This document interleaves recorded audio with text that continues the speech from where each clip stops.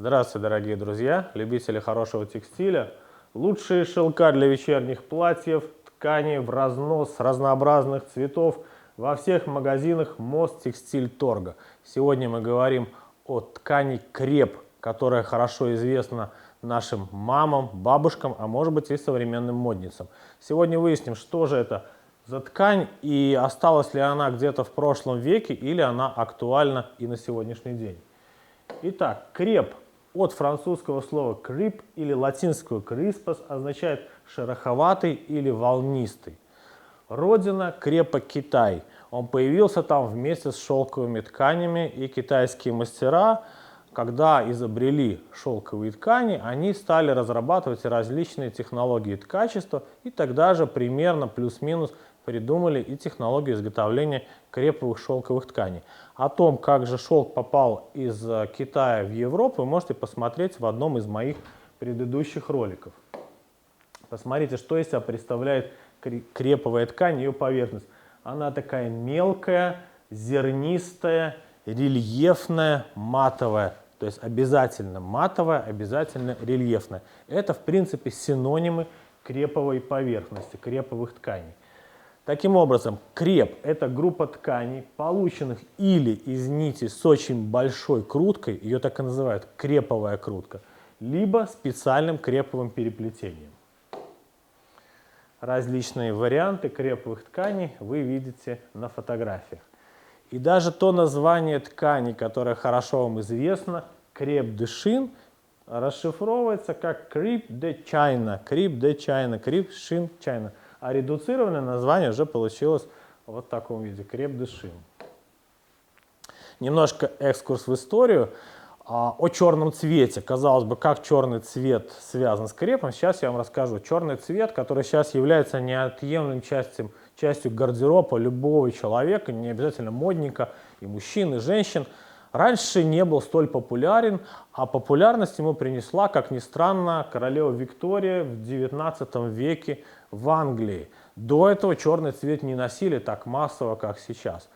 После того, как умер ее любимый супруг Альберт, она объявила глубокий траур, в котором ходила до конца своей жизни. Так она скорбела о своем муже и выпустила указ, согласно которому объявлялись новые правила скорби в Англии и во всех ее колониях. После смерти любого родного или близкого необходимо было 2 года носить только черное, занавешивать дома все окна, чтобы не проникал солнечный свет, и, кроме того, тщательно оговаривались все аксессуары, которые мог носить и мужчина, и женщина. Соответственно, люди просто вынуждены были носить черный цвет в дни траура, и постепенно эта традиция распространилась и стало просто модно носить черный цвет. И, кстати, этот креп долгое время так и назывался Альберт Креп, английский креп по имени покойного супруга королевы Виктории. В Англии черный шелковый креп, называемым английским, применялся для траурных повязок, вуалей, отделки деталей костюмов во время периода глубокого траура. Вот так вот выглядела королева Виктория в XIX веке. Особой популярностью для этих изделий был креп, черный креп, который начали выпускать в Англии с 1862 года. Вот эта ткань с поверхностью, с такими мелкими бугорками. Можем вспомнить книгу или одноименный фильм «Унесенные ветром». Скарлетт вспомнилось то утро в 1862 году, когда она, юная вдова, приехала в Атланту, вся в черном, делясь на себя занудный траур.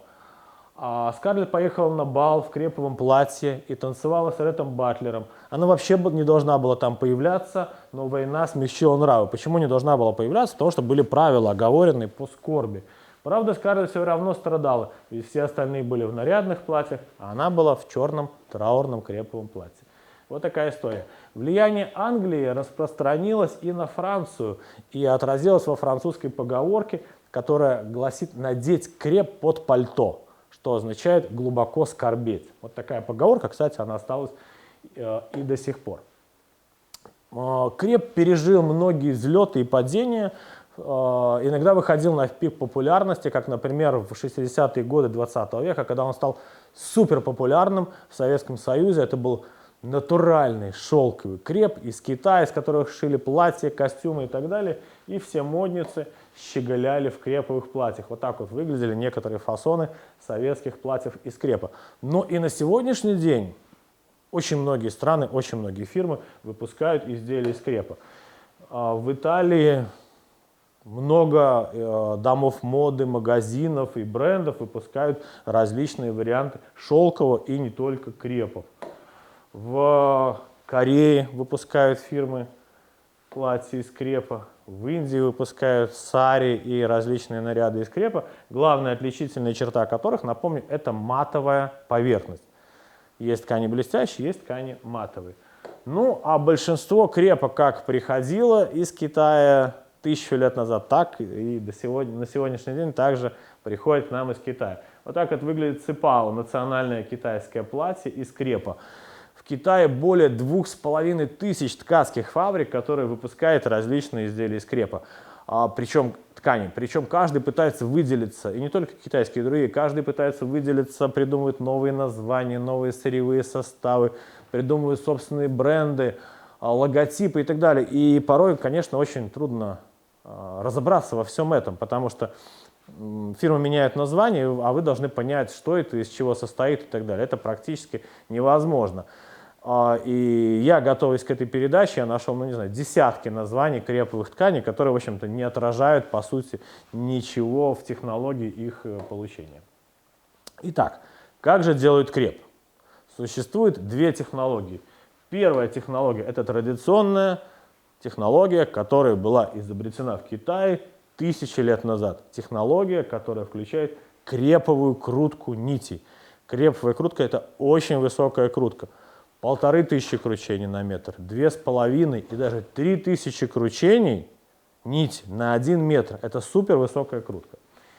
Есть вторая технология, которая называется креповое переплетение, где просто за счет переплетения в ткани создается креповый эффект. Начнем с первой технологии, которая называется креповая крутка. В одной из своих предыдущих передач я вам рассказывал, что у пряжи и у нити существует два вида крутки, правая и левая, в зависимости от того, в какую сторону скручивается нить. Если нить скручивается по часовой стрелке, такая крутка называется правой и обозначается буквой Z. Если нить или пряжа скручивается против часовой стрелки, такая крутка называется левой и обозначается буквой S. Так вот, для того, чтобы получить креповую ткань, в ткачестве используют два вида нитей. Половина с круткой Z, а половина с круткой S. Ну, половина или меньше, или больше, зависит от конкретного вида ткани. Итак, технология следующая. Часть нити скручиваем с правой круткой, часть нити скручиваем с левой круткой. С очень большой круткой, креповой, от 1500 до 3000 кручений на метр. Затем получают ткань, как правило, полотняным переплетением, где в основе вудке мы можем использовать и те, и другие нити Z или S крутки. Вот так вот выглядит классическое полотняное переплетение. Затем полученная ткань отваривается или подвергается влажной тепловой обработке без натяжения. Что получается? Смотрите, у нас нити скручены в разном направлении. Соответственно, нити перенапряжены. После отварки нити усаживаются, напряжение с них снимается, а так как они ограничены в своей усадке самим переплетением, то они начинают изгибаться. Одни нити усаживаются больше, другие меньше, и за счет вот этих изгибов появляются вот такие маленькие зернышки, маленькие бугорки на поверхности. Это и есть креповый эффект. Почему без натяжения? Потому что если ткань натянута, она не даст нитям усадиться. Поэтому обязательно отделка происходит без натяжения. Пройдемся по основным разновидностям крепа. Ну и первый по популярности это креп-де-шин. Благодаря Александру Розенбауму, который спел когда-то песню «Вальс-бастон», и в ней была строчка «Танцевала в подворотне осень вальс-бастон из подаренного ветром креп-де-шина». Это натуральный шелковый креп, который получался исключительно из шелка, использовался для женских платьев. Что же из себя представляет креп-де-шин? Это матовая, тонкая шелковая ткань, где вот эта рельефная структура выражена нечетко. В основе используют обычную нить, обычная шелковая нить, А креповые нити используются в утке по две нити правой крутки, левой крутки, правой крутки, левой крутки. Такие виды ткани отличаются между собой плотностью, толщиной применяемых шелковых нитей и сырьевым составом. Вот один из примеров шелковой ткани креп-де-шин. Плотность от 50 до 70 грамм на метр квадратный. Эта ткань очень легкая. Например, для основы используется шелковая нить 2,33 текса. Представляете, что такое 2,33 текса? Это 3 человеческих волоса. По утку мы используем креповую шелковую нить 2,33 текс, сложенную в 4 сложения. Ну и напомню, половина правой, половина левой крутки. Плотность таких тканей 400 нитей на дециметр по основе и 330 по утку. Вот. И когда эта ткань усаживается, нити основы не усаживаются, они остаются, их длина такая же, у них не было креповой крутки, а нити утка усаживаются, и они тянут за собой нити основы, создавая вот этот креповый эффект. Нити основы вынуждены изгибаться и образовывать вот эти вот зернышки на поверхности. Вот это вот различные варианты креповых платьев из креп-де-шина, которые вы видите. Второй вариант ткани из крепа называется москреп. Вырабатывают из креповой нити, которая стращена, то есть сложена со второй нитью, тоже шелковой, но с пологой круткой. Это полога, это значит очень маленькая крутка. Эти две нити складывают вместе и скручивают затем с большой или с небольшой круткой. Здесь в москрепе до 500 кручений на метр. Могут использоваться не только шелковые нити, могут и вискозные, и ацетатные. При этом при кручении пологая нить обвивается вокруг креповой нити, образуя мелкие петельки на поверхности. И эти мелкие петельки на поверхности потом они остаются и в ткани. В результате после отделки ткань приобретает такой матовый и шерстистый вид. Пример. Эта ткань, видите, более плотная, от 150 до 250 грамм на метр квадратный. В основе мы видим здесь креповая вискозная нить 16,6 текс, не такая тонкая, как в креп-де-шине. А в утке ацетатная нить с пологой крутки 16,6 текс. Плотность 380 и 300 нитей на дециметр, соответственно, по основе и по утку. Вот еще один вариант платья из москрепа. Еще один вариант крепового платья – креп-гранит. Отличается от москрепа тем, что здесь тоже нить креповой крутки и пологой крутки соединяются. А зачем они скручиваются в противоположном направлении с круткой 500 кручений на метр? Получают тоже креп из шелковых, из вискозных и ацетатных нитей. Ткань достаточно плотная для платьев и для платьевых и для костюмных тканей, 145 грамм на метр квадратный. Здесь в основе мы видим ацетатную нить 11 текс 2, в утке креп-гранит, вискозный 13 и 3 текс 2. Плотность 380 и 320 нитей на дециметр соответственно. Различные платья из креп-гранита.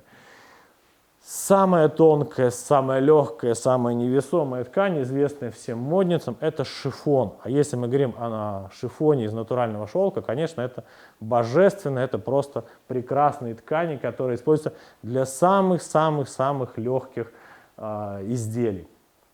Полупрозрачная ткань с ярко выраженным креповым эффектом на поверхности. В ткани чередуются две нити по основе, крутки S и Z, и также две нити по утку, крутки S и Z, за счет чего получается вот такой ярко выраженный креповый эффект. Посмотрите, какая плотность этой ткани, всего лишь 25-48 грамм на метр квадратный. Ткань практически невесомая. Посмотрите, какой тонкий шелк используется для ее производства. Основой уток шелк 1,56 текс 2. 2 человеческих волоса всего лишь по толщине получается креповой крутки. Плотность по основе по утку большая, 430-400 нитей на дециметр, но нити очень тонкие, поэтому ткань получается очень легкая.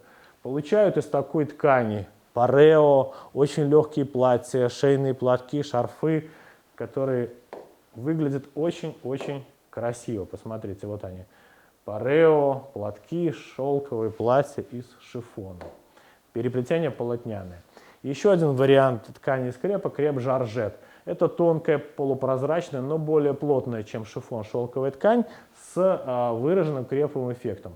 В основе утки тоже прокладывается попеременно по две нити правой и левой крутки, скрученной из 4 шелковых нитей.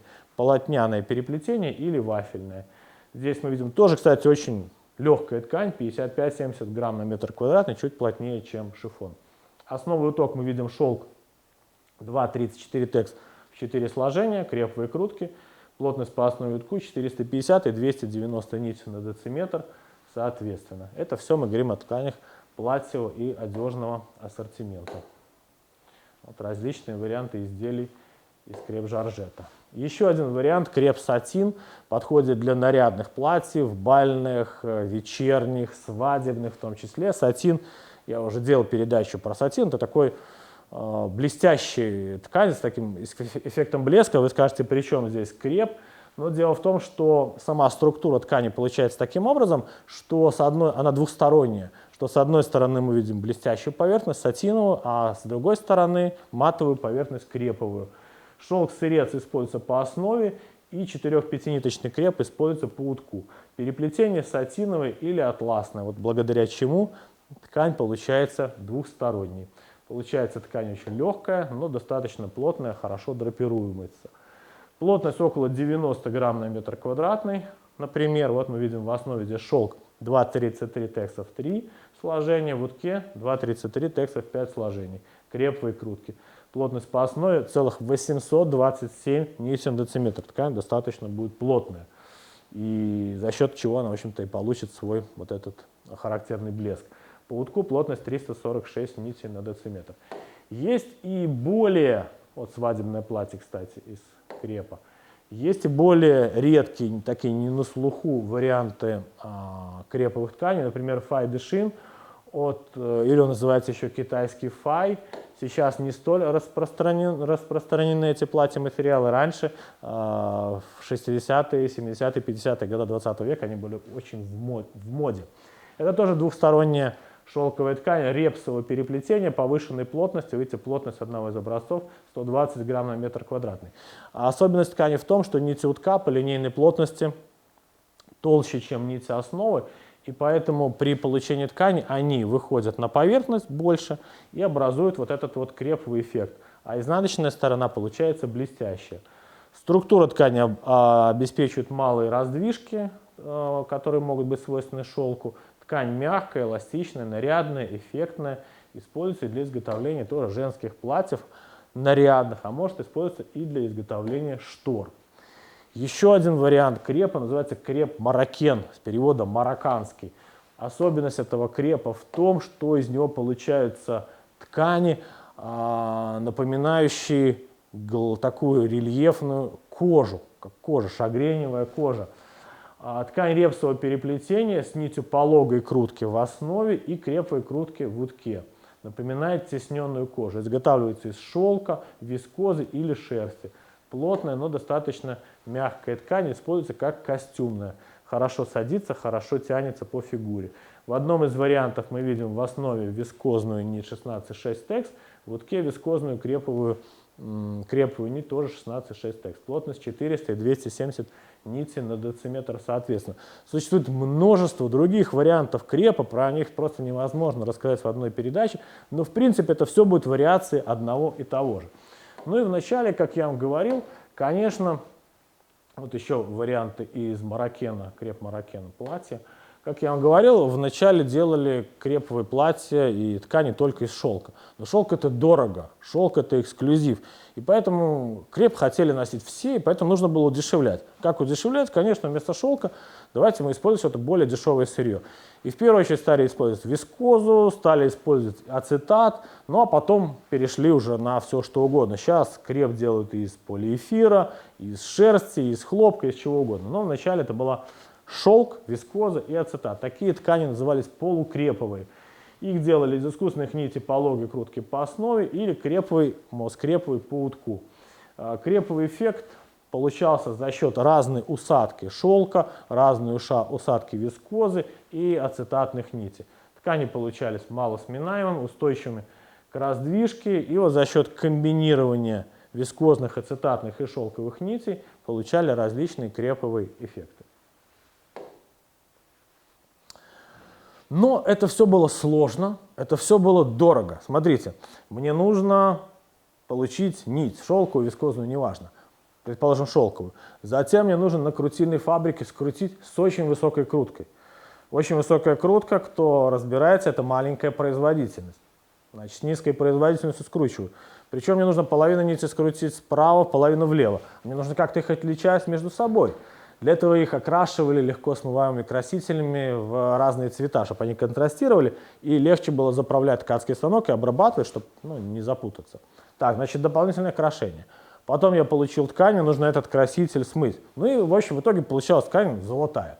А люди хотели носить все, нужно было придумать какие-то альтернативные варианты. И поэтому придумали второй вариант – креповое переплетение, где никакой высокой крутки не надо, красить не надо в разные цвета. Натуральный шелк, в принципе, тоже не надо. Из чего хочешь, можно делать креповые ткани. Каким образом? Просто за счет видоизменения обычных ткацких переплетений мы получали вот этот вот креповый эффект. Давайте расскажу об этом чуть поподробнее. Значит, здесь креповый эффект, состоящий в выпуклую зернистую структуру ткани без четкой закономерности узора, достигается за счет различных мелкоузорчатых комбинированных переплетений на базе главных и производных. То есть креповой крутки нету. Креповые переплетения как бы имитируют ткань, выработанную из креповых нитей, но внешне их отличить практически невозможно. Креповые переплетения не имеют какого-то определенного рисунка и создаются из одиночных или групповых основных и уточных перекрытий, которые должны быть равномерно распределены в раппорте. Вот какой-то один из раппортов из видов крепового переплетения. Здесь сочетание полотняного переплетения и переплетения рогожкой. Как такового крепового переплетения нету. Нету какого-то одного крепового переплетения. Есть целая группа креповых переплетений, их можно придумать еще 100-500 миллионов. Посмотрите, только способов, сколько получения креповых переплетений. Метод добавления основных и уточных перекрытий, метод совмещения двух и более перекрытий, метод размещения нити одного перекрытия между нитями другого перекрытия, метод перестановки нити одного и того же перекрытия, метод вращения, негативный метод. А матовая поверхность достигается за счет того, что основные и уточные перекрытия располагаются в разных направлениях, по вертикали, по горизонтали, и креповые ткани благодаря этому не выглядят как полосатые, не имеют такой вот структуры светлых и темных полос. Кратенько расскажу вам про различные виды вот этих креповых переплетений. Итак, первое. Метод добавления основных или уточных перекрытий. Ну вот здесь у нас было обычное полотняное переплетение, самое простое, где нити основы ткани переплетаются через одну, а мы просто добавили еще дополнительные основные перекрытия в эту ткань. В результате раппорт ткани увеличился, но получили то самое креповое переплетение за счет того, что при ткачестве вот будут по-разному изгибаться нити, получится вот этот зернистый эффект. Чем разнообразнее и равномернее размещены отдельные вот эти фигуры по площади раппорта, тем более однородным будет вид крепового переплетения. Следующий метод – метод совмещения двух и более перекрытий. Мы берем и одно перекрытие располагаем на втором, независимо от того, что там на нем происходит. В данном случае я соединил, не я, а здесь соединены полотняные переплетения и сатиновое переплетение 8.3. Добавлены дополнительные перекрытия. То есть мы просто одно перекрытие разместили на другом и опять получили креповое переплетение. Эта ткань будет иметь креповый эффект. Еще один вид, метод размещения нити одного переплетения между нитями другого, заключается в том, что нити основы утка одного и того же переплетения размещаются между нитями основы утка другого переплетения. И чередование может быть самым различным. Получается, опять же, креповый эффект. Вот здесь вот соединены полотняное переплетение и переплетение саржа. Еще один метод.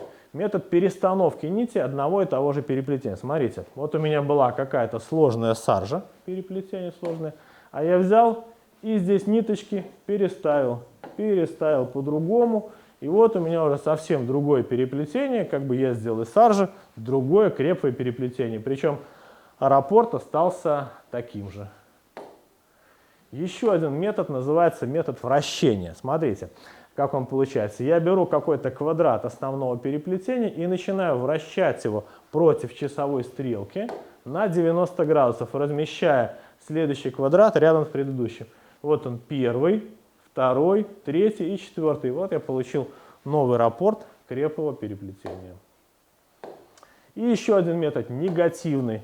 Я беру переплетение и отражаю его зеркально в следующем квадрате, Там, где были основные перекрытия, там станут уточные перекрытия и наоборот. Ну и как вы понимаете, сколько возможно получить переплетений? Да, огромное множество.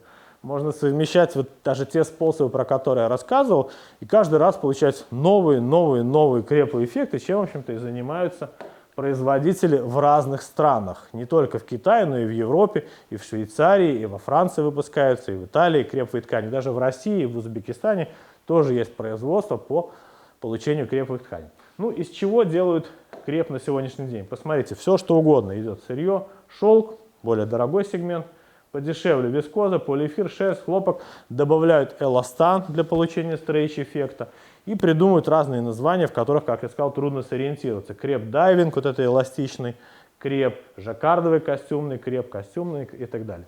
Что из крепа делают? Ну, проще сказать, что из него не делают. Это весь ассортимент женской одежды.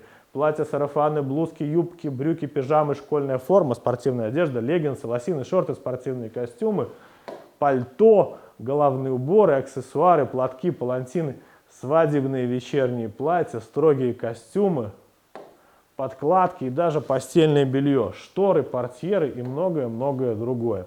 Насколько разнообразно применение этого материала. К достоинствам крепа можно отнести натуральность, если мы говорим о шелке, легкость, ткани, как вы видели, в основном очень легкие, малой плотности, воздухопроницаемость, они хорошо дышат, хорошая драпируемость, прочность, низкая сминаемость и высокая износостойкость. К недостаткам крепа можно отнести низкую эластичность, почему вот стали в последнее время добавлять туда эластомерные нити, осыпаемость кромок у некоторых переплетений, высокая стоимость, если мы говорим о крепе из шелка. Также у него может быть высокая усадка, поэтому необходима бережная обработка и специальный уход за такими изделиями, что включает деликатную стирку и глажку.